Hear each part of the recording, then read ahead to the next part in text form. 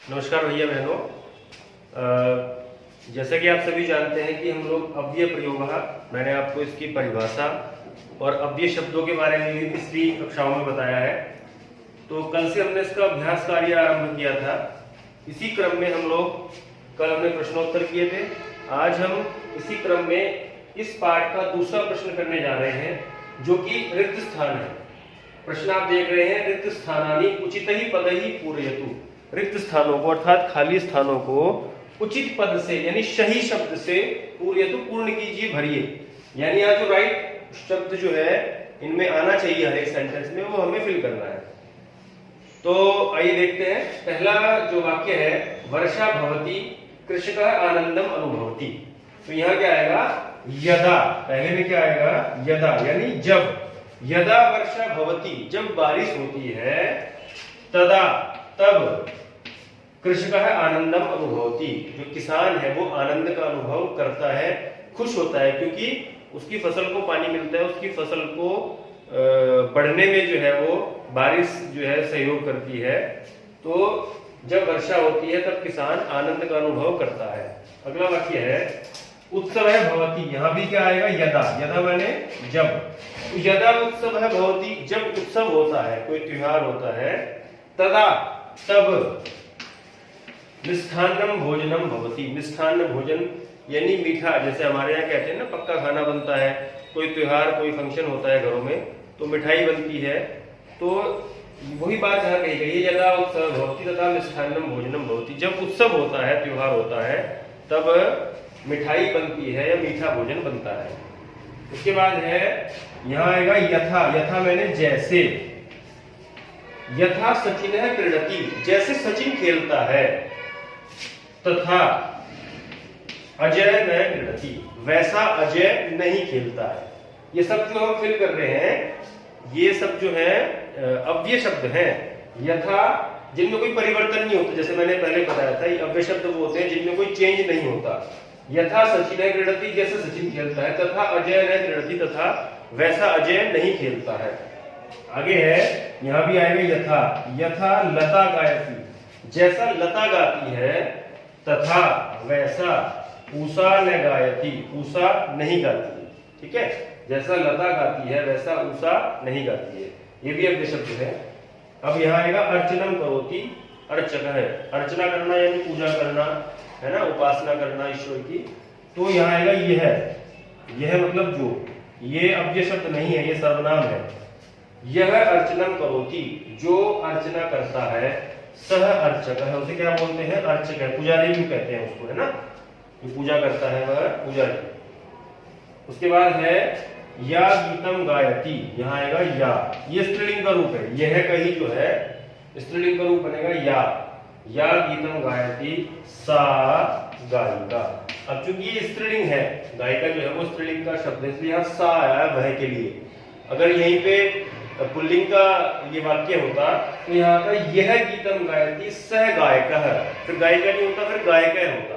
लेकिन चूंकि ये स्त्रीलिंग है, और ऐसे ही ऊपर यहाँ अगर स्त्रीलिंग होता तो या अर्चनम करोति सा अर्चिका, जैसे अर्चक है उसका स्त्रीलिंग बन जाता, ऐसे ही गायिका का पुल्लिंग बन जाता गायक।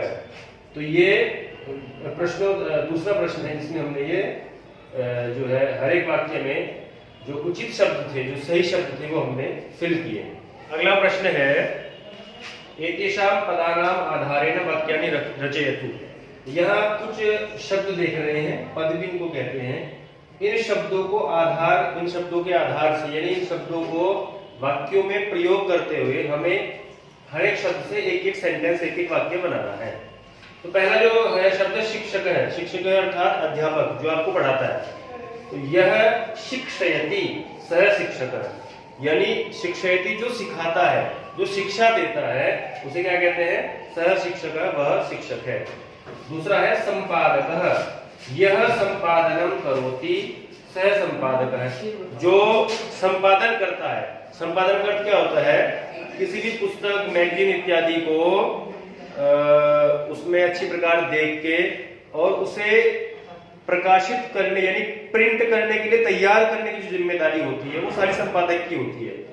प्रकाशित करना समझिए ना, यानी प्रिंट करना। कोई पुस्तक प्रिंट होके आ रही है, कोई मैगजीन प्रिंट होके आ रही है, तो संपादक का कार्य क्या होता है, उसे अच्छी प्रकार बनाकर, यानी वो प्रकाशन करने के योग्य हो गई है वो पुस्तक, तो वहां तक की पीछे की जिम्मेदारी, उसमें करेक्शन वगैरह सब जो भी है, वो सब जिम्मेदारी जो है वो संपादक की होती है। तो यह संपादन करोति सह संपादक है, जो संपादन करता है वो संपादक। सेवक, यह सेवां करोति, जो सेवा करता है, सह सेवक है, उसे क्या कहेंगे, वह सेवक। आगे है प्रबंधक, यह प्रबंधनम करोति, सह प्रबंधक है।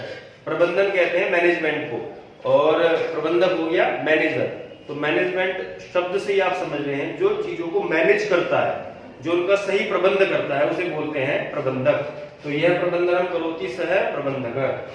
चित्रकार, यह चित्रम रचयति, जो चित्र रचता है, चित्र बनाता है, जो सह चित्रकार है, उसे क्या कहते हैं, वह चित्रकार है। यह मैंने जो और वह मैंने वह। आगे है शिक्षिका, ये पुल्लिंग के रूप थे 5 वाक्य। आगे के जो 5 शब्द हैं, जो 5 वाक्य हैं, वो स्त्रीलिंग के हैं। शिक्षिका, शिक्षक का ही स्त्रीलिंग है शिक्षिका। या शिक्षयति, जो सिखाती है, जो शिक्षा देती है, पढ़ाती है। सा शिक्षिका, वह शिक्षिका है, अध्यापिका है।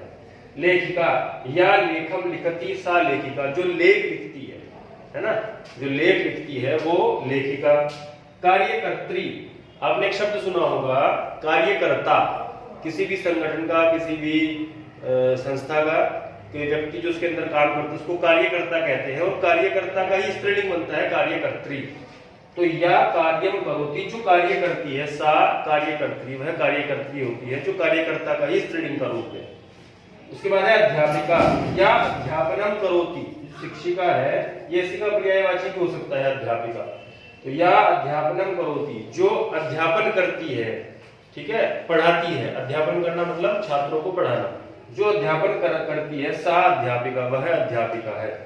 उसके बाद है पाचिका, पाचिका कहते हैं या पचती, पचती शब्द जो है वो पकाने के अर्थ में आती है, जो पकाती है, यानी भोजन बनाती है। तो या पचती, जो पकाती है, सा पाचिका, उसे क्या कहेंगे, पाचिका कहेंगे। तो ये तीसरा जो प्रश्न है, इसमें ये 10 शब्द हैं, उन 10 शब्दों से हमें एक एक सेंटेंस बनाना है, जो इनके सामने लिखा हुआ है। तो ये आज आपको जो है अपनी अभ्यास पुस्तिका में प्रश्न 2 रिक्त स्थानानी और प्रश्न 3 ये जो है ये सेंटेंस जो है वाला जो ये प्रश्न है, ये आपको अपनी अभ्यास पुस्तिका में लिखना है अच्छी प्रकार, और इसको याद करने का प्रयास करना है। धन्यवाद।